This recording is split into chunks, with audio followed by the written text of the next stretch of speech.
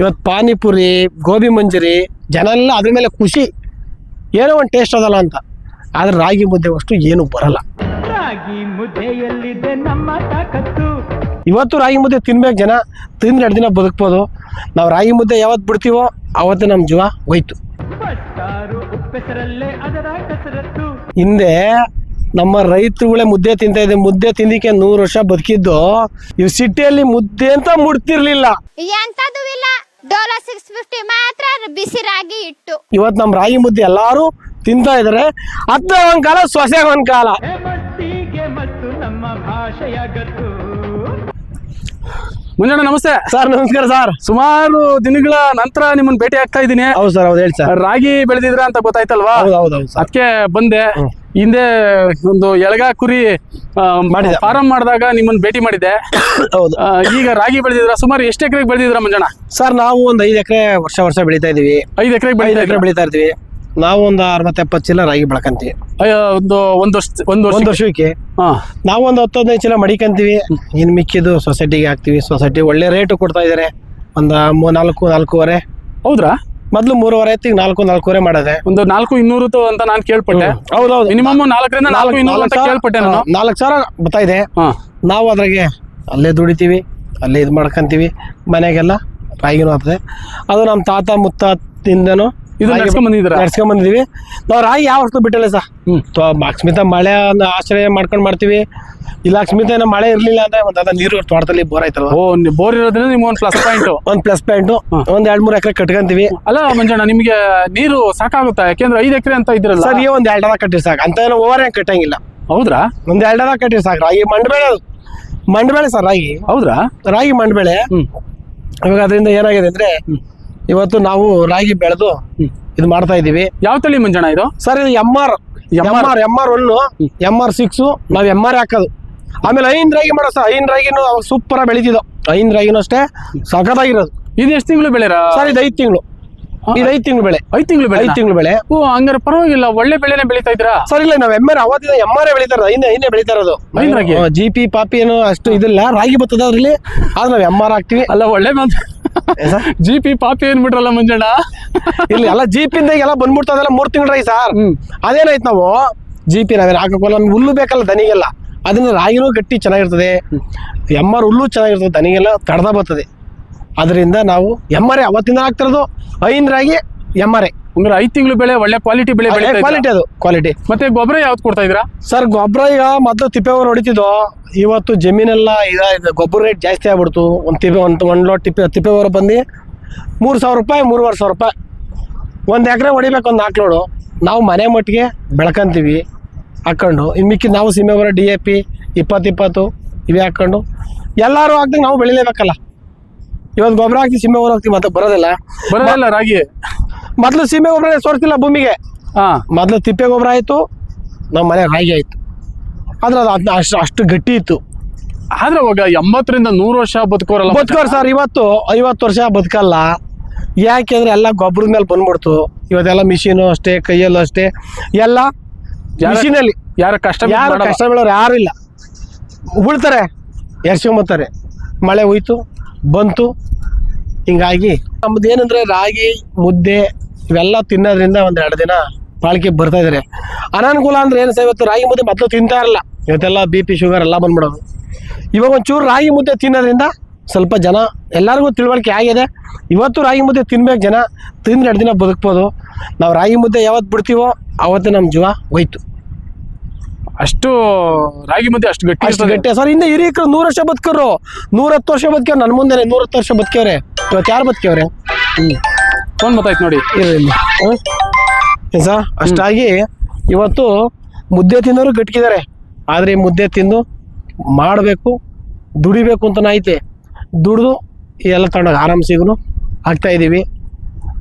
ಆದ್ರೂ ಒಂದು ಅನುಕೂಲ ರಾಗಿ, ನಮಗೆ ರಾಗಿಗಳಿಗೆ ತೋಟದಲ್ಲಿ ಅನುಕೂಲ ಐತೆ. ಲಾಸ್ ಏನಿಲ್ಲ ಸರ್. ರಾಗಿಲ್ಲ ಲಾಸ್ ಇಲ್ಲ. ರಾಗಿ ಯಾಕೆ ಲಾಸ್ ಆಗ್ತದೆ ಸರ್? ಈಗ ರಾಗಿ ಮಂಡಬೇಳೆ ಒಂದ್ಸರಿ ಉಳ್ತೀವಿ, ಒಂದ್ಸರಿ ಕುಂಟೆ, ಒಂದು 2-3 ಸರಿ ಕುಂಟೆ ಹೊಡಿತೀವಿ. ಆಮೇಲೆ ಗರಿ ಮೇಸ್ಕೊಂತೀವಿ. ಆಮೇಲೆ ಹೊಲ ಬರ್ತದೆ, ಆರಾಮಾಗಿ ರಾಗಿ ಮಾಡ್ಕೊಂಡು ಹೋಗ್ತಾ ಇರ್ತಾರೆ. ಅದರಿಂದ ಸಮಸ್ಯೆ ಇಲ್ಲ. ಏನ್ ಖರ್ಚೇನ್ ಜಾಸ್ತಿ ಬರುತ್ತೆ? ಖರ್ಚು ರಾಗಿ ಹೊಲ ಖರ್ಚು ಬರಲ್ಲ ಸರ್. ಅದು ಮಂಡ್ ಬೆಳೆ ಅದಲ್ಲ ಸರ್. ಅದು ಈಗ ಆ ಥರ ಮಂಡ್ ಬೆಳೆ ಇದ್ದು ನಾವು ಮಂಡ್ ಗಟ್ಟಿ ತಿಂದ್ರೇನೆ ಗಟ್ಟಿ ಬರೋದು. ಅದು ರಾಗಿ ಹೊಲ ಗಟ್ಟಿ, ಅದು 7 ಗೆಣ್ಣೆನ ಇರ್ತದೆ, ಅದು ಶಕ್ತಿ ಇರ್ತದೆ, ಆದ್ರೆ ಅದೇನು ಬಾಡಲ್ಲ. ಆದ್ರೆ ಒಂದು ಮಳೆ ಹೋಯ್ತು ಅಂದ್ರೆ ಒಂದು 20 ದಿನ ತಡೀತದೆ. ಮಳೆ ಹೋದ್ರೆ 20 ದಿನ ತಡೀಸತ್ತು. ಹಂಗಾದ್ರೆ ಇದನ್ನ ತಿಂದಂತ ನಾವುಗಳು ಸರ್ ನೀವು ತಿನ್ಬೇಕು, ಎಲ್ಲಾರು ತಿನ್ಬೇಕು ಸರ್. ಮುದ್ದೆ ತಿಂದ್ರೆ ನಮ್ಗೆ ಅನುಕೂಲ. ಅಲ್ಲ ಮಂಜಣ್ಣ, ಮಳೆ ಬಂದ್ರು ತಡೆಯುತ್ತೆ. ಮಂಡ್ ಬೆಳೆ ಅಂತ ಐದು ತಿಂಗಳಿಗೆ ಬರೋಂತ ಬೆಳೆ ಇದು. ಹೌದು. ಅದನ್ನ ನಾವು ತಿಂದಂತವ್ರು ಇನ್ನೂ ಆರೋಗ್ಯಕರವಾಗಿರ್ತೀವಿ. ನಾವಿಂದ ಆರಾಮಾಗಿರ್ತೀವಿ. ಆರೋಗ್ಯ ಚೆನ್ನಾಗಿರುತ್ತೆ ಸರ್. ಜೊತೆಗೆ ಯಾವ್ದೇ ಫರ್ಟಿಲೈಸರ್ ನೀವು ಯೂಸ್ ಮಾಡ್ತಾ ಇಲ್ಲ. ಅದರಿಂದ ನಾವು ರಾಗಿ ಮುದ್ದೆ ತಿನ್ಬೇಕು, ರಾಗಿ ಗಂಜಿನೇ ಕುಡಿಬೇಕು, ಗಟ್ಟಿ ಚೆನ್ನಾಗಿರ್ತದೆ. ಅಂದ್ರೆ ಬೆಂಗಳೂರು ಗ್ರಾಮಾಂತರ ಜಿಲ್ಲಾ ಭಾಗದಲ್ಲಿ ರಾಗಿ ಬೆಳೆ ಬಹಳಷ್ಟು ಮಹತ್ವ ಇದೆ ಸರ್. ಇಲ್ಲ ಇವತ್ತು ಮೊದಲು ಸರ್ ಬೆಂಗಳೂರಲ್ಲಿ ಜಾಸ್ತಿ ಜನ ತಿಂತಾ ಇರಲಿಲ್ಲ. ಇವತ್ತು ಬೆಂಗಳೂರು ಎಲ್ಲಾ ಕಡೆ ರಾಗಿ ಮುದ್ದೆ ಎಲ್ಲನಲ್ಲಿ ಯಾವ ಹೋಟ್ಲ ನೋಡು ಮುದ್ದೆ, ಎಲ್ಲ ನೋಡು ಮುದ್ದೆ. ಆದ್ರಿಂದ ಬೆಂಗಳೂರು ಗ್ರಾಮಾಂತರ ಅಷ್ಟೇ ಎಲ್ಲಾ ಕಡೆನೂ ಮುದ್ದೆ ಉಪಯೋಗಿಸ್ತಾ ಇದ್ದಾರೆ ಈಗ. ಅಂದ್ರೆ ಬಂದಿದೆ ವ್ಯಾಲ್ಯೂ ಮುದ್ದೆ. ರಾಗಿ ಬೆಲೆ ಬಂತು ಸರ್. ಮೊದ್ಲು 3.5-4 ರೂಪಾಯಿ ಇತ್ತು. ಅಂದ್ರೆ ಮುರಿಯೋರು ಜನ ಮುದ್ದೆನೇ ನಾನು ಮುಡ್ತಿರ್ಲಿಲ್ಲ. ಹಿರೀಕರೆ ಮುದ್ದೆ ಮುಡ್ತಿತ್ತು. ಮಕ್ಳು ಹೊರಟೆ ಬಿಡಿ, ಮಕ್ಳು ಮುದ್ದೆ ತಿಂದೆ, ನಾವು ಮುದ್ದೆ ತಿನ್ಬೇಕಾ 100. ಅಂದ್ರೆ ಅತ್ತೆ ಒಂದ್ ಕಾಲ ಸೊತೆ ಒಂದ್ ಕಾಲ. ಅತ್ತೆ ಕಾಲ ಒಂದೇ ಮಾಡ್ತೀವಿ ಇವಾಗ. ಈಗ ಹಂಗಾಗಿ ಯಾವ್ದು ಕಣ್ಣಮ್ ಮಾಡಂಗಿಲ್ಲ. ಯಾವ್ದು ಕಣ್ಣಮ್ ಮಾಡಿ, ಅತ್ತೆನೂ ಬೇಕು ಸೊಸೆನೂ ಬೇಕು, ಎರಡೂ ಬೇಕು ನಂಗೆ ಆಗ್ಬಿಟ್ಟದೆ. ಯಾಕೆಂದ್ರೆ ಬದಲಾವಣೆ ಆಗ್ತೈತೆ, ತಾಂತ್ರಿಕತೆ ಬೆಳೀತೈತೆ. ಹೌದು. ಆರೋಗ್ಯಕರವಾದಂತ ಬೆಳೆಗಳನ್ನ ರಾಗಿ ಮುದ್ದೆ ಆರೋಗ್ಯ ಎಲ್ಲ ಚೆನ್ನಾಗೈತೆ. ಏನ್ ಅವ್ರಿಗೆ ಇದಾಯ್ತು ಅದಾಯ್ತು ರಾಗಿ ಮುದ್ದೆ ತಿನ್ನೋನ್ ಯಾರು ಕಾಯಿಲೆನೇ ಬರಲ್ಲ. ಆದ್ರೆ ಇವತ್ತು ಎಲ್ಲ ಅಂಟ್ಕೊಂಡ್ಬಿಟ್ಟದೆ. BP ಶುಗರ್ ಪ್ರತಿಯೊಂದು ಕಾಯಿಲೆನೂ ರಕ್ತನಾಳ ಕೆಟ್ಟೋಗ್ಬಿಟ್ರೆ ಜನಕ್ಕೆ. ಅದರಿಂದ ರಾಗಿ ಮುದ್ದೆ ತಿನ್ಬೇಕು, ನಮ್ಮ ರಾಗಿ ಗಂಜಿ ಕುಡಿಬೇಕು, ಆರಾಮಾಗಿ ಇರ್ಬೋದು ಸರ್. ಏನ್ ತೊಂದರೆ ಇಲ್ಲ. ನೀವ್ ಎಷ್ಟು ವರ್ಷದಿಂದ ಈ ರಾಗಿನ? ಸರ್ ನಮ್ಮ ತಾತನ ಕಾಲದಿಂದನೂ ನಾವು ರಾಗಿನೇ ಬೆಳೀತಾ ಇರೋದು. ಅವಾಗ 5 ರಾಗಿ ಇತ್ತು. 5 ರಾಗಿ ಹೋದ್ಮೇಲೆ MR ಬಂತು. MR ಬಂದ್ಮೇಲೆ GP ಯಾವ ಎಲ್ಲ ಕ್ರಾಸಿಂಗ್ ಅದು. ಅದರಿಂದ ಜನಕ್ಕೆ ಯಾವ್ಯಾವ ಅನುಕೂಲ ಬರ್ತದೆ ಅದನ್ನ ಹಾಕ್ಯಂತಾರೆ. ಈಗ ಒಬ್ರಿಗೆ ಬೇಗ ಬಂದ್ಬಿಡ್ಬೇಕು, ನಮಗೆ ದನ ಕರಾವೆ ನಮಗೆ ನಿಧಾನಕ್ಕೆ ಬರಲಿ, MR ಬರಲಿ ಅಂತ ನಾವು MR ಹಾಕೋದು. ಈಗ ಜನ ಏನಂತಾರೆ, ಏನು ದನ ಕರ ಏನಿಲ್ದಾರೋ ಬಿಡು ಯಾವ್ದು ರಾಗಿ ಅಲ್ವಾ. ಬೆಂಗಳೂರು ಜನಕ್ಕೆ ಹೆಂಗೆ ಗೊತ್ತು ರಾಗಿ ಯಾವುದು ರಾಗಿ ಕ್ವಿಂಟಲ್ ಲೆಕ್ಕ ತಗೋ ಅಂತಾರೆ, ಹಾಕ್ತಾರೆ. ಅದು 3 ತಿಂಗಳಿಗೆ ಬರೋದು ಹಾಕ್ತಾರೆ, 2 ತಿಂಗಳಿಗೆ ಬರೋದು ಹಾಕ್ತಾರೆ. ಆದರೆ ಅದು ಬಂದ್ಬಿಡ್ತದೆ ಬೇಗ. ಅದು ಒಳ್ಳೆ ಪಿಕಪ್ ಆಗ್ತದೆ, ಅದು ಬಂದ್ಬಿಡ್ತದೆ. ಅಲ್ಲ 2 ತಿಂಗಳು ರಾಗಿ ಬರುತ್ತಂತ ಹೇಳ್ತಿರಲ್ಲ, ಎಷ್ಟು ಗಟ್ಟಿ ಇರುತ್ತೆ ಸರ್? ಗಟ್ಟಿ ಇರಲ್ಲ ಅದು. ಒಂಥರ ಮುದ್ದೆಗೆ ಹಸಿಟ್ಟು ಮಾಡ್ತಾ ಇದ್ರೇನೆ ಹಸಿಟ್ಟು ಬುದುಗ್ಲು ಅವ್ರಿಗೇನೆ ಹೆಂಗ್ಸ್ಗಳು ಮುದ್ದೆ ಮೆತ್ಕಾಯಿ ಬಿಡ್ತಾರೆ ಚೆನ್ನಾಗಿದೆ ಅಂತಾರೆ. ಅದು ಗಟ್ಟಿ ಇರಲ್ಲ. ರಾಗಿ ರಾಗಿ ಮುದ್ದೆ ಉಂಡ್ರೆ ಗಟ್ಟಿ ಬರ್ತದೆ. ಈ ಮಾಮೂಲಿ ಇವೆಲ್ಲ ಇರ್ತಾವಲ್ಲ GP ಇವೆಲ್ಲ ಹಸಿಟ್ಟು ಬೂದಿ ಉಯ್ದಂಗೆ ಅದೇನಂತ ಶಕ್ತಿ ಇರಲ್ಲ. ನಮ್ಮ ಜನಕ್ಕೆ ಬೆಂಗಳೂರು ಜನಕ್ಕೆ ಗೊತ್ತಿರಲ್ಲ.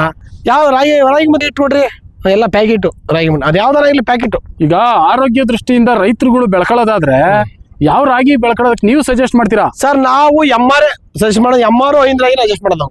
ಅಂದ್ರೆ ರೈತರುಗಳಿಗೆ ನೀವೇನ್ ಹೇಳೋದಕ್ಕೆ ಇಷ್ಟ? ನೀವೊಬ್ರು ರೈತರಾಗಿ ಸರ್ ನಾವು MR ಹಾಕಿಂತೀವಿ. ನಾವು MR ರಾಗಿ ಹಾಕಿದ್ರೆ ನಾವು ತಿನ್ಬೋದು, ಇನ್ನೊಬ್ರಿಗೆ ಕೊಡ್ಬೋದು ಅಂತ ಹೇಳಿದ್ವಿ. ಇವಾಗ ಬೇರೆ ಹೇಳ್ತಾನೆ, ಬರಪ್ಪ MR ಲೇಟ್ ಆಗುತ್ತದೆ, ನಾವು ಹಿಂದೆ ಚಲೋ ನಾನು ಬೆಂಗಳೂರಿಗೆ ಹೋದೆ ಅಲ್ಲೋದೆ ಅಂತ ಏನು ಮಾಡ್ತಾರೆ, GP ಹಾಕ್ಬಿಡ್ತಾರೆ. GP ಹಾಕೋದ್ರಿಂದ ಏನಾಗ್ತದೆ, ಅದು ಸಮ ಬಂದ್ಬಿಡ್ತಲ್ಲ. ನಾವಿದು 2 ತಿಂಗಳು 1 ತಿಂಗಳು ಮುಂದು, ಅದೊಂದು ತಿಂಗಳಿಂದು, ಅದು 3 ತಿಂಗಳು, ಇದು 5 ತಿಂಗಳು. ಅಂದ್ರೆ ನೀವು ಕೂಡ MR ಬೆಳೀರಿ ಅಂತ ಹೇಳ್ತಾ ಸರ್? ನಾವು ರೈತರೆಲ್ಲ MR ಬೆಳೀತಾ ಹೇಳ್ತಾ ಇರೋದು. MRನೇ ನಾವು ಬೆಳೀತಾ ಹೇಳ್ತಾ ಇರೋದು. ಆಮೇಲೆ ಸಿಕ್ತರೆ ನಾವು ಎಲ್ಲ ಹೇಳೋದನ್ನೇ. ಸ್ವಲ್ಪ ಗೊಬ್ಬರ ತಳಗೆ DAP ಹಾಕ್ರಿ. ಆಮೇಲೆ ಮತ್ತೆ ಇನ್ನೇನು ಮಾಡೋಕ್ಕಲ್ಲ, ಜನ ಎಲ್ಲ ನೋಡ್ಕೊಂಡ್ಬಿಟ್ಟವ್ರೆ, ಭೂಮಿ ಗೊಬ್ಬರ ಹೊಡೆಯಲ್ಲ. ಈಗ ಯಾರೋ ಇರೋದು ತರಕ್ಕೆ ಹೋದ್ರೆ 3,500 4,000 ಅಂತಾರೆ ಲೋಡು. ಅದರಿಂದ ಏನು ಮಾಡ್ತಾರೆ, ಬಿಡು ನಾನು ಬಂದ್ಬಿಟ್ಟು ಗೊಬ್ಬರ ಜಾಸ್ತಿ ಅವನಿಗೆ ಕೊಡ್ಬೇಕು 3,500 ಅಂತಾರೆ. ಹಿಂಗೆಲ್ಲ ಆಗಿ ಸಮಸ್ಯೆ ಜಾಸ್ತಿ ಸರ್. ಯಾವ ಪ್ರಮಾಣದಲ್ಲಿ ಎಷ್ಟು ಬಾರಿ ನೀವು ಅಟ್ಲೀಸ್ಟ್ ಈ ಗೊಬ್ಬರನ ಕೊಡ್ತೀರಾ ಅಂತ? ಸರ್ ನಾವು ಗೊಬ್ಬರ ಎರಡೇ ಟೈಮ್ ಕೊಡೋದು. ಯಾವಾಗ ಚೆಲ್ಲುವಾಗ, ತೆರೆ ಆಗೋ ಟೈಮಲ್ಲಿ 2 ಟೈಮ್ ಗೊಬ್ಬರ ಕೊಡೋದು. ಇನ್ನು ಮಿಕ್ಕಿದ್ದು 24 hours ಹಂಗೆ ಬೆಳ್ಕೊಳ್ಳೋದೆ. ಬೇರೆ ಬೆಳೆಗಳಿಗೆ ಹೋಲಿಕೆ ಮಾಡಿದ್ರೆ ರಾಗಿ ಬೆಸ್ಟ್. ಸರ್ ರಾಗಿ ಬೆಸ್ಟ್, ಅಷ್ಟು ಕೆಮಿಕಲ್ ಹೋಗಲ್ಲ, ರಾಗಿ ಬೆಸ್ಟ್ ಇರೋದ್ರಲ್ಲಿ. ತಿನ್ನೋಂತ ರಾಗಿ ಮುದ್ದೆ ತಿನ್ಬೋದು, ರಾಗಿ ಗಂಜಿ ಕುಡಿಬೇಕು ಸರ್. 4 ದಿವಸ ಬಾಳಿಕೆ ಬರ್ತದೆ. 4 ದಿವಸ ಬಾಳಿಕೆ ಬರ್ತಾನೆ. ಯಾವತ್ತು ಅವ್ನು ಈ ಮುದ್ದೆ ತಿನ್ನಲ್ವೋ ಅವ್ನಿಗೆ ಆಯುಸ್ ಬೇಗ ಹೊರಟೋತದೆ. ಮುದ್ದೆ ತಿನ್ನಬೇಕು. ಅವನು ಎಂಥ ಪಾಪ ಬಡವರೇ ಆಗಿರಲಿ, ಮುದ್ದೆ ತಿನ್ನಬೇಕು. ಅದರಿಂದ ಮುದ್ದೆ ತಿಂದರೆ ಒಂದು ಸ್ವಲ್ಪ ನಮಗೆ ಆರೋಗ್ಯನೂ ಚೆನ್ನಾಗಿದೆ. ಯಾಕೆ ಎಣ್ಣೆ ಅಂಶ ಜಿಡ್ಡಂಶ ಯಾವುದಿಲ್ಲ ಸರ್. ಇವತ್ತು ಎಣ್ಣೆ 140 ರೂಪಾಯಿ kg ಕಡಲೆ ಬೀಜ, 140 ರೂಪಾಯಿ 1 kg ಎಣ್ಣೆ ಕೊಡ್ತಾರೆ ಅಂದರೆ ನಮ್ಮ ಜನ ಎಷ್ಟು ಜನ ದಡ್ತಾರವ್ರೆ. 1 kg ಕಡಲೆ ಬೀಜ 140 ರೂಪಾಯಿ, 1 kg ಎಣ್ಣೆ 140 ರೂಪಾಯಿ. ಯಾವ್ದು ಅನುಕೂಲ ಸರ್? ಅದನ್ನೇನು ಮಾಡಬೇಕು, ನಾವು ಶೇಂಗಾ ಎಣ್ಣೆ, ನಾವು ಕೊಬ್ಬರಿ ಎಣ್ಣೆ, ನಾವು ರಾಗಿ ಮುದ್ದೆ, ಇಂಥ ಕೆಮಿಕಲ್ ತಿನ್ನಿ ನೀವು ಇನ್ನೂ 100 ವರ್ಷ ಬದುಕ್ತೀರ. ಚೆನ್ನಾಗಿ ಬದುಕಬೇಕು ಅಂತ ನಮ್ಮ ಜೀವನ ಶೈಲಿ ಬದಲಾವಣೆ. ನಾವು ಬದಲಾವಣೆ ಆಗ್ಬೇಕು. ನಾವು ಬದಲಾವಣೆ ಆಗಿದ್ದು ಅವ್ರು ಏನ್ ಮಾಡ್ತಾರೆ, ಅವ್ರೇನು ಯಾವ್ದು ಫ್ಯಾಕ್ಟ್ರಿ ಮಾಡಿರ್ತಾರೆ, ಯಾವ್ದೋ ತಗೊಂಡು ತಿನ್ಲಿ ಬಿಡು, ಅವ್ರಿಗೇನು ಇರತಕ್ಕ ದುಡ್ಡು ಇವತ್ತೇ ದುಡ್ಡು, ನಾಳಿಕೆ ದುಡ್ಡು. ನಾವು ನಮ್ಮನೆ 10 ಜನ ಇರಲಿ 5 ಜನ ಇರಲಿ, ನಾವು ಒಳ್ಳೆ ಊಟ ತಿನ್ಬೇಕು, ಒಳ್ಳೆ ರಾಗಿ ಮುದ್ದೆ, ಒಳ್ಳೆ ಎಣ್ಣೆ ಅಂಶ ಅಂತ ತಿನ್ಕೊಂಬಂದ್ರೆ ಸರ್ ಅದೇನು ಅತಿ ಸಮಸ್ಯೆ ಇರಲ್ಲ. ನೀವು ಎಷ್ಟು ತಿಂಗಳದು ರಾಗಿ ಹಾಕಿದ್ರ ಸರ್? ಸರ್ ನಾವು 5 ತಿಂಗಳು ರಾಗಿ ಹಾಕಿರೋದು MR ಅಂತೇಳಿ. ನಾವಿದು ನೋಡಿ ಸರ್ 5 ತಿಂಗಳು ರಾಗಿ ಇದು. ಓಕೆ, ಇದು 5 ತಿಂಗಳು ರಾಗಿ ಇದು.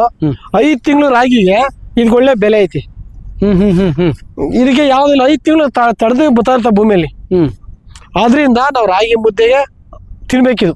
ಅಲ್ಲ, ನೀವು 3 ತಿಂಗಳು ಬರ್ತದಲ್ಲ, ಅದನ್ನ ಯಾಕೆ ಹಾಕಿಲ್ಲ ಅಂತ? ಸರ್ ನಾವು 3 ತಿಂಗಳು ಅಂದ್ರೆ ಏನಂತಾರೆ, ನಮಗೆ ಹುಲ್ಲು ಎಲ್ಲ ಪುಡಿ ಆಗುತ್ತದೆ, ಅಂಶ ಕಮ್ಮಿ ಇರ್ತದೆ. ಇದು 5 ತಿಂಗಳು ಭೂಮಿಯಲ್ಲಿ ತಡೆದು ಕೂತಿರ್ತದೆ. ಅದು 3 ತಿಂಗಳಿಗೆ ನಾವು ಗೊಬ್ಬರದ ಮೇಲೆ ಎಸ್ಕೊಂಬಂದಾಗ ಬೇಗ ಡೆವಲಪ್ ಆಗ್ತದೆ, ಬೇಗ ರಾಗಿ ತೋರಿಸ್ತದೆ. ಅದೇ ಸ್ವಲ್ಪ ಗಟ್ಟಿ, ಸ್ಟ್ರೆಂತ್ ಕಮ್ಮಿ. ಅಂದ್ರೆ ಇದಾದ್ರೆ ಗಟ್ಟಿನಾ? ಇದು ಗಟ್ಟಿ ಸರ್. ಇದು ಹೌದ್ರಾ? ಇದು ಗಟ್ಟಿ ರಬ್ಬರ್ ಇದ್ದಂಗೆ ಇರ್ತದೆ ಮುದ್ದೆ.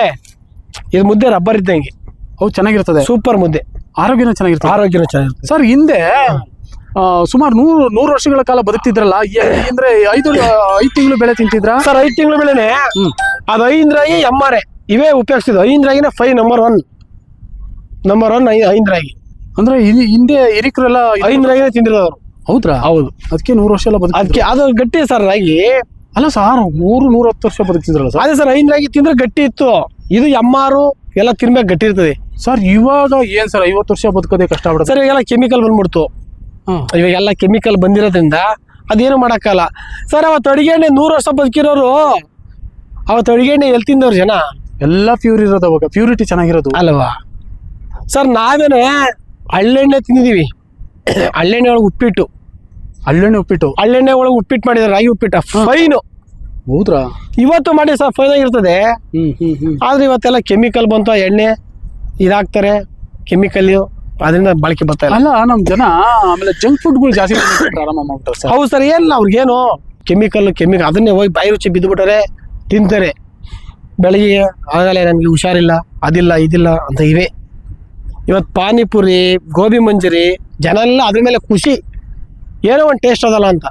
ಆದ್ರೆ ರಾಗಿ ಮುದ್ದೆ ಅಷ್ಟು ಏನು ಬರಲ್ಲ. ಅಂದ್ರೆ ನಮ್ಮ ಈ ನಾಡಿನ ಬೆಳೆ, ಅದರಲ್ಲೂ ಕೂಡ ಈ ಬೆಂಗಳೂರು ಗ್ರಾಮಾಂತರ ಜಿಲ್ಲೆ ಬೆಳೆ ರಾಗಿ ಬಹಳ ಒಂದು ಗಟ್ಟಿ ಆಯಸ್ಸು ವೃದ್ಧಿ ಮಾಡುವಂತ ಉತ್ತಮವಾದ ಬೆಳೆ.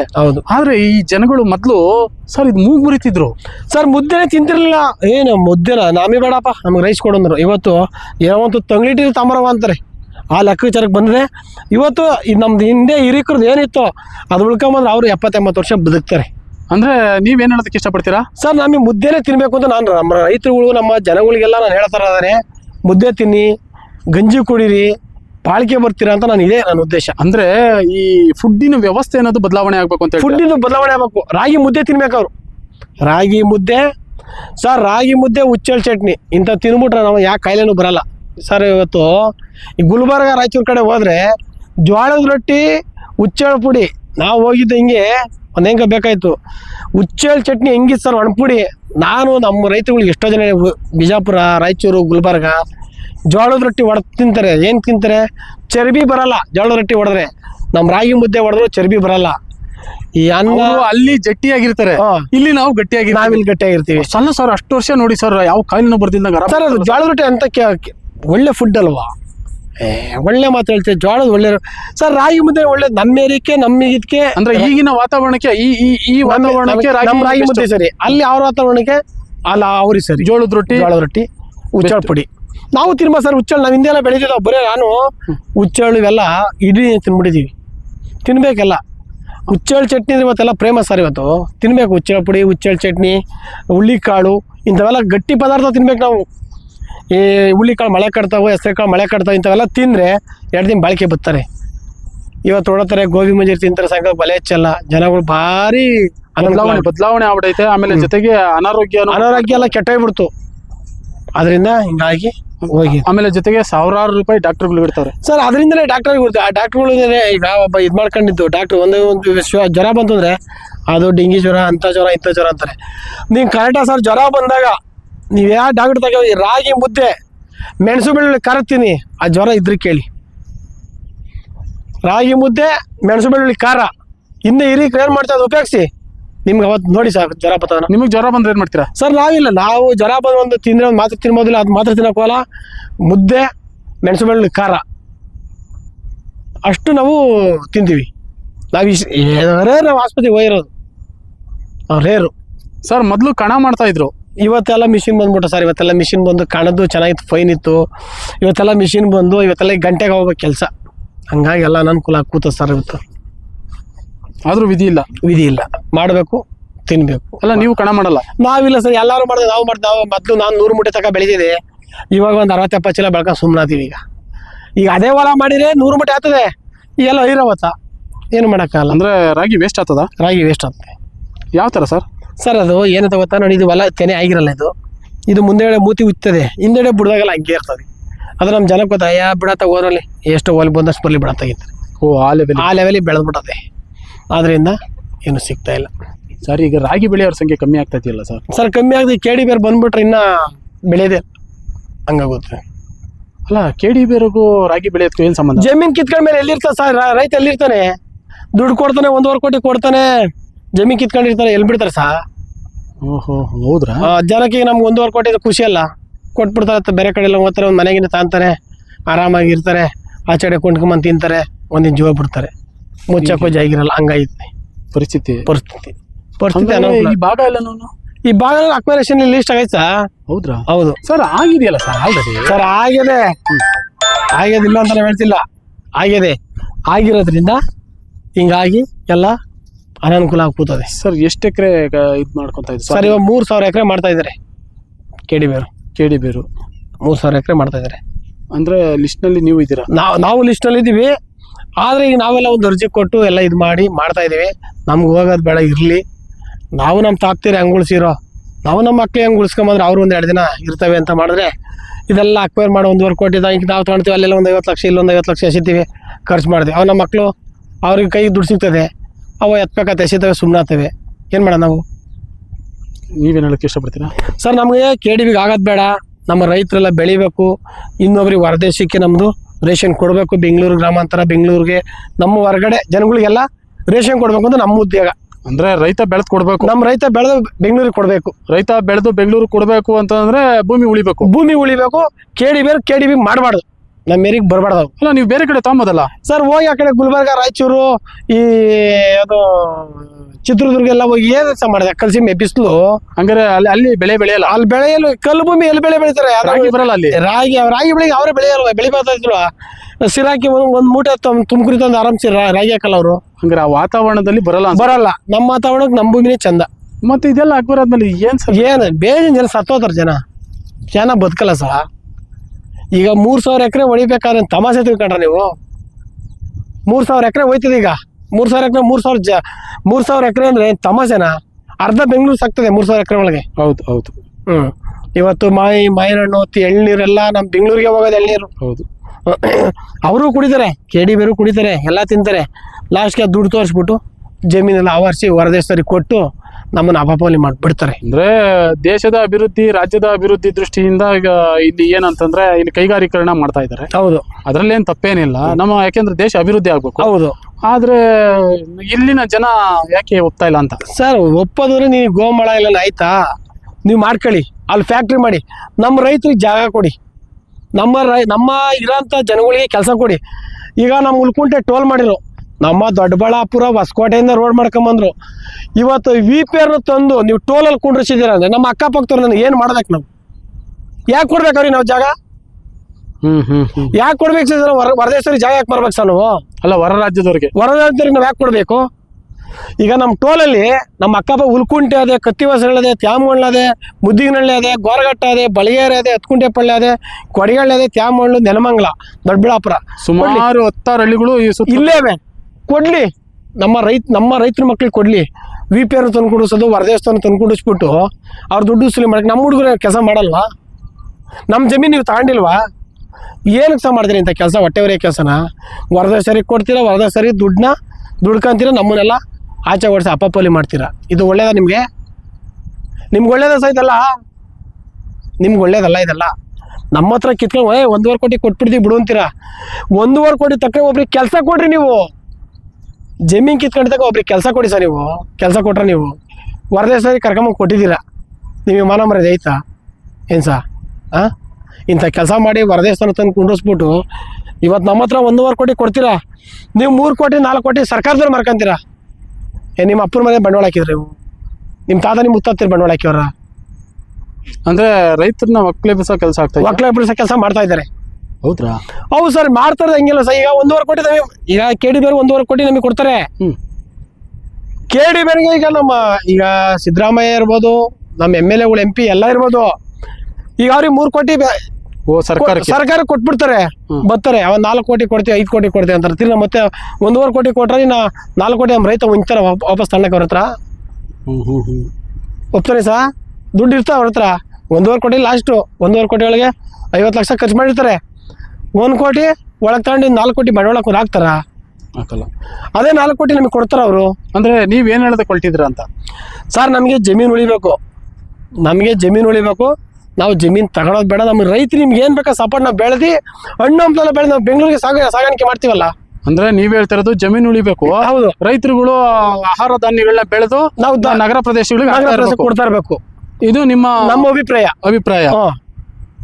ಓಕೆ ಓಕೆ ಓಕೆ, ಸರಿ ಸರ್. ಮತ್ತೆ ಈಗ ರೈತರ ಪರವಾಗಿ ನೀವೇನು ಹೇಳೋದಾದ್ರೆ? ಸರ್, ನಮ್ಮ ರೈತರ ಪರ ನಾವು ಹೇಳೋದು ಇಷ್ಟೇ. ನಮ್ಮ ರೈತರಿಗೆ ಜಮೀನು ಉಳಿಬೇಕು, ರೇಷನ್ ಬೆಳಿಬೇಕು, ನಾವು ಮಿಕ್ಕಿದ್ದು ನಿಮಗೆ ಕೊಡಬೇಕು. ನೀವೆಲ್ಲ ತಿನ್ನಿ. ಇನ್ನು ನಮಗೂ 2 ರೂಪಾಯಿ ಕಾಸು ಕೊಡ್ತೀರಿ, ನಾವೇನು ಪುಕ್ಸಟೆ ಕೊಡಲ್ಲ ನಿಮಗೆ. ಈಗ ನಾವು ಬೆಳೆದ್ರೆ ಒಂದು ಟಮಾಟ ಚೀಲ 1,000 ರೂಪಾಯಿ ಹೊರಟೋದ್ರೆ ನಮಗೆ ಖುಷಿ. ಇವತ್ತೊಂದು 20 ಚೀಲ ಟಮಾಟ ಬೆಳೆದ್ರೆ 20,000 ಆಯಿತು. ನಿಮಗೂ 10,000 ಕಾಸು ಬಂತು, ನಮಗೂ 10,000 ಕಾಸು ಬಂತು. ನೀವು ಹಚ್ಕಡ ತಿಂತೆ ಒಳ್ಳೆ ಫ್ರೆಶ್ ಹಣ್ಣು ಐಟಮು ಅಂತ. ಇವತ್ತು ಮಾವಿನ ಹಣ್ಣು ನಾವೆಲ್ಲ ಮಾವಿನ ಗಿಡ ಬೆಳಿತೀವಿ. ಇದಕ್ಕೆ ಪೂನಾಕ್ ಹೋಗ್ತದೆ. ಎಲ್ಲಿಂದ? ನಮ್ಮ ಬೆಂಗಳೂರಿಂದ ಪೂನಾಕ್ ಹೋಗ್ತದೆ. ಆ ಮಣ್ಣು ಟೇಸ್ಟ್ ಇರ್ತಕ್ಕಲ್ಲ, ಪೂನಾಕ್ ಹೋಗೋದು. ಈಗ ನಿಮ್ಮ ಜಮೀನಲ್ಲಿ ಏನೇನು ಬೆಳೆದಿದ್ದೀರಾ ಸರ್? ಸರ್, ನಮ್ಮ ಜಮೀನಲ್ಲಿ ರಾಗಿ, ತೆಂಗು, ಅಡಿಕೆ, ಮಾವು, ಹಲಸಿನ ಹಣ್ಣು, ಆಮೇಲೆ ನುಗ್ಗೆ ಹಣ್ಣು, ಕರ್ಮೆ ಗಿಡ, ಸಪೋಟ, ನುಗ್ಗೆ ಗಿಡ, ಸಪೋಟ, ಆಮೇಲೆ ದಾಳಿಂಬ್ರೆ ಎಲ್ಲ ಪ್ರತಿ ಐಟಮ್ ಮಡಿಕೊಂಡಿದ್ದು ನಾವು ತೋಟದಲ್ಲಿ. ನಾವು ತೋಟದಲ್ಲೆಲ್ಲ ಪ್ರತಿ ಐಟಮ್ ಐತೆ ನಮ್ಮದು. ಓಕೆ. ಆಮೇಲೆ ಕೋಳಿ, ಮೇಕೆ, ದನ ಎಲ್ಲ A to Z ಎಲ್ಲ ಮಾಡಿದ್ವಿ ಸರ್ ನಾವು. ಒಬ್ಬ ರೈತ ಏನೆಲ್ಲ ಮಾಡ್ಬೋದು ಅದೆಲ್ಲ ಮಡಗಿದ್ದೀವಿ. ಇವತ್ತು ಅದನ್ನ ಕಿತ್ಕೊಂಡ್ಬಿಟ್ಟು ನಮ್ಮನ್ನು ಅಕ್ಲೆ ಬಿಡಿಸ್ಬಿಟ್ರೆ ನಾವೆಲ್ಲೋಗಿ ಸಾಯ್ಬೇಕು ಸರ್. ಅದು ನಿಮ್ಮ ಅಳಲು. ಇವತ್ತು ನಾವೆಲ್ಲ ಬೆಳೆದೀಗ ನಾವೊಂದು ಮರಿ ಬೆಳೆದ್ರು ಮರಿ ನಾವು ಬೆಂಗಳೂರಿಗೆ ಕೊಡ್ತೀವಿ. ಏನು ಸಾ? ಒಂದು ಮರಿ ಬೆಳೆದ್ರು ಬೆಂಗಳೂರಿಗೆ ಕೊಡ್ತೀವಿ, ಒಂದು ಕೋಳಿ ಬೆಳೆದ್ರು ಬೆಂಗಳೂರಿಗೆ ಕೊಡ್ತೀವಿ, ಒಂದು ರಾಗಿ ಬೆಳೆದ್ರು ಬೆಂಗಳೂರಿಗೆ ಕೊಡ್ತೀವಿ, ಎಳ್ನೀರು ಬೆಳೆದ್ರು ತಂದು ಬೆಂಗಳೂರಿಗೆ ಕೊಡ್ತೀವಿ, ಒಂದು ಅಡಿಕೆ ಬೆಳೆದ್ರು. ಇವತ್ತು ಮದುವೆ ಫಂಕ್ಷನ್ಗೆಲ್ಲ ಯಾರ್ದು? ನಮ್ಮದೇ ಅಡಿಕೆ. ಅಂದ್ರೆ ಬೆಂಗಳೂರು ಜನತೆಗೆ ನೀವು ಕೊಡ್ತಾ ಇದ್ದೀರಿ? ಬೆಂಗಳೂರು ಜನ ಕೊಡ್ತಾ ಇದೀವಿ.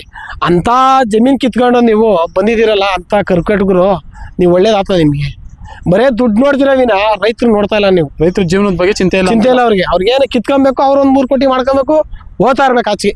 ಇದು ವ್ಯಾಪಾರೀಕರಣ. ಇದು ವ್ಯಾಪಾರಿಕರು. ಹಂಗಾಗಿ ನೀವು ಹೇಳ್ತಾ ಇದ್ದೀರಾ? ನಾವ್ ಹೇಳ್ತಾ ಇದೀವಿ ಸರ್.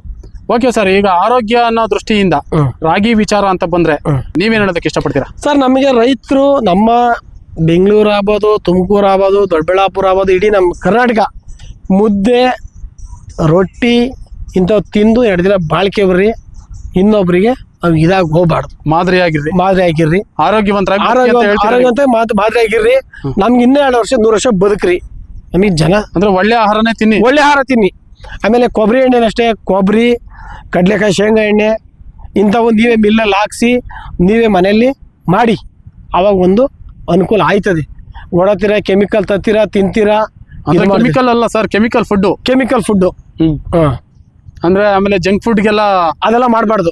ಅಂದ್ರೆ ಜಂಕ್ ಫುಡ್ಗೆಲ್ಲ ನೀವು ಅವಾಯ್ಡ್ ಮಾಡಬೇಕು ಅಂತ ಹೇಳ್ತೀರಾ? ಹೌದು, ಅವೆಲ್ಲ ಸಾರ್ವಜನಿಕರಿಗೆ. ಹೌದು. ಏನ್ ಸರ್ ಸಾರ್ವಜನಿಕರ ಮೇಲೆ ಇಷ್ಟೊಂದು ಕಾಳಜಿ ನಿಮ್ಗೆ? ಸರ್, ಏನು ಜನ ಇವತ್ತು ಮೊದಲು 100 ವರ್ಷ ಬದುಕೋರು ಇವತ್ತು 15 ವರ್ಷ, 20 ವರ್ಷ, 30 ವರ್ಷ, 50 ವರ್ಷಕ್ಕೆ ಸ್ಟಾಪ್ ಆಗ್ತಾರೆ. ಏನಕ್ಕೆ? ಹಿಂದೆ ಅಂತ ಫುಡ್ ಗಟ್ಟಿ ಇತ್ತು. ಇವತ್ತೆಲ್ಲ ಅಂತ ಫುಡ್ ತಿಂತಾ ಇಲ್ಲ. ಆದ್ರಿಂದ ಕೆಮಿಕಲ್ ತಿಂದು ಬೇಗ ಹೋಯ್ತಾ ಇದ್ದಾರೆ. ಅದು ನೀನು ಒಳ್ಳೆ ಕೊಬ್ಬರಿ, ಅದಕ್ಕೇನು ಮಿಕ್ಸ್ ಇಲ್ಲ. ಶೇಂಗಾ, ಕಳೆ ಬೀಜಕ್ಕೆ ಏನು ಮಿಕ್ಸ್ ಇಲ್ಲ. ನೀವೇ ಮನೆಯಲ್ಲಿ ಒಂದಿಬ್ಬರು ಇದ್ರೆ ಒಂದು 4 kg 5 kg ಹಾಕ್ಸ್ಕೊಳ್ಳಿ, ಎಣ್ಣೆ ತಿನ್ನಿ. ಅದನ್ನೇ ನೀವು 10 ಸ್ಪೂನ್ ಹಾಕತ್ತಕ್ಕೆ 1 ಸ್ಪೂನ್ ಹಾಕಿ ಅದೇ ಬಂಗಾರ. ಕೆಮಿಕಲ್ ಏನಿಲ್ಲ, ನಿಮ್ಮ ಕಣ್ಣು ಮುಂದೆ ಹಾಕ್ಕೊಡ್ತಾರೆ, ತಿನ್ನಿ, 2 ದಿನ ಬಾಳಿಕೆ ಬನ್ನಿ. ಅದು ಬಿಡೋ ಕೆಮಿಕಲ್ ತಿಂದು ತಿಂದು ತಿಂದು ಸರ್ ಇವತ್ತು ಹಾಸ್ಪಿಟ್ಲಿಗೆ ಅಲ್ಲಿ ಇಲ್ಲಿ ಎಲ್ಲ ಏನ್ ಸರ್ ದುಡ್ಡು ಇಕ್ಬೇಕು ಅಂತ ನಾನು ಹೇಳಕ್ ಇಷ್ಟಪಡ್ತಾ ಇದೀನಿ ಸರ್. ರಾಗಿ ಮುದ್ದೆನ ತಿನ್ನಿ ಆರೋಗ್ಯವಂತರಾಗಿ ಅಂತ ಹೇಳೋದಕ್ಕೆ ಅಂತ ನಾನು ಇಷ್ಟಪಡ್ತಾ ಇದೀನಿ ಸರ್. ಓಕೆ ಸರ್, ನಿಮ್ಮ ಕಾಳಜಿಗೆ ನಮ್ಮದೊಂದು ಧನ್ಯವಾದ. ಸರಿ ಸರ್, ಆಯ್ತು. ಬಹಳ ಚೆನ್ನಾಗಿ ಮಾತಾಡಿದ್ರ, ವಿಚಾರವಂತಿಕೆ ತಿಳಿಸ್ಕೊಟ್ರ. ರಾಗಿ ವಿಚಾರವಾಗಿ ಅದರಲ್ಲೂ ಕೂಡ ರಾಗಿ ಮುದ್ದೆ ಬಳಕೆ ಮಾಡಿ, ಅದ್ರ ಜೊತೆಗೆ ಒಳ್ಳೊಳ್ಳೆ ಎಣ್ಣೆ ಅಂತಂದ್ರೆ ನ್ಯಾಚುರಲ್ ಪ್ಯೂರ್ ಎಣ್ಣೆನೆ ಬಳಸಿ, ಬೇರೆ ಬೇರೆ ಎಣ್ಣೆನ ಯಾವ್ದು ಬಳಸಕ್ ಹೋಗ್ಬೇಡಿ. ಆರೋಗ್ಯ ಬೇಕು ಅಂತಂದ್ರೆ ಸ್ವಲ್ಪ ಖರ್ಚಾಗ್ಬೋದು, ಸ್ವಲ್ಪ ದುಡ್ಡು ಖರ್ಚು. ಏನು ಖರ್ಚಾಗಲ್ಲ ಸರ್. ಇವತ್ತು 140 ರೂಪಾಯಿ ಕಳೆ ಬೀಜ, 140 ರೂಪಾಯಿ ಎಣ್ಣೆ, ಯಾವ್ದು ಕ್ವಾಲಿಟಿ ನೀವೇ ಅರ್ಥ ಮಾಡಿ. ಅವ್ನು ಹೆಂಗ್ ಕೊಡ್ತಾರೆ? ಅಲ್ಲ ಸರ್, ಅದಕ್ಕೆ ಬೇರೆ ಮಿಕ್ಸ್ ಮಾಡಿರ್ತಾರೆ ಸರ್. ಅದೇ ಸರ್, ನಮಗೆ ಬೇಡ ಅದು. ನೀವು ತರಕ್ಕೆ ಹೋಗ್ಬೇಡಿ. ಇವಾಗ ನಾವೆಲ್ಲ ಕಮ್ಮಿ ರೇಟಿಗೆ ಸಿಗ್ತದೆ ಅಂತ ತಿನ್ಬಿಡ್ತೀವಿ, ಅದನ್ನೇ ಡಾಕ್ಟರ್ಗೆ ಇಕ್ತೀವಿ ಅಷ್ಟೇ. ಆ ಡಾಕ್ಟರ್ಗೆ ಇಕ್ಕದ್ನೇನೆ ಒರಿಜಿನಲ್ ತಿನ್ನಿ, ಇನ್ನೊಂದು ಸ್ವಲ್ಪ ದಿವಸ ನಿಮ್ಮ ಆರೋಗ್ಯ ಚೆನ್ನಾಗಿರ್ತದೆ, ನಿಮ್ಮ ಆಯುಷು ವೃದ್ಧಿ ಆಗ್ತದೆ ಅಂತ ಹೇಳಕ್ ನೀವು ಹೊರಟಿದೀವಿ. ಇಷ್ಟು ಹೊರಟಿದೀವಿ ಸರ್, ಇಷ್ಟು ಮಾಡಕ್ಕೆ ತುಂಬಾ ಬಹಳ ಸಂತೋಷ ಆಯ್ತು. ಒಳ್ಳೆ ಕಾಳಜಿ ಇದೆ ಸರ್ ನಿಮ್ಗೂ. ರೈತರ ಬಗ್ಗೆ ಆಗಿರ್ಬೋದು, ಆಮೇಲೆ ನಮ್ಮ ನಾಡಿನ ಜನತೆ ಬಗ್ಗೆ ಒಳ್ಳೆ ಕಾಳಜಿ ಇದೆ. ಬಹಳ ಖುಷಿ ಆಯ್ತು ನಿಮ್ ಜೊತೆ ಮಾತನಾಡಿ. ಆಯ್ತು ಸರ್, ನಮಸ್ತೆ. ನಮಸ್ಕಾರ.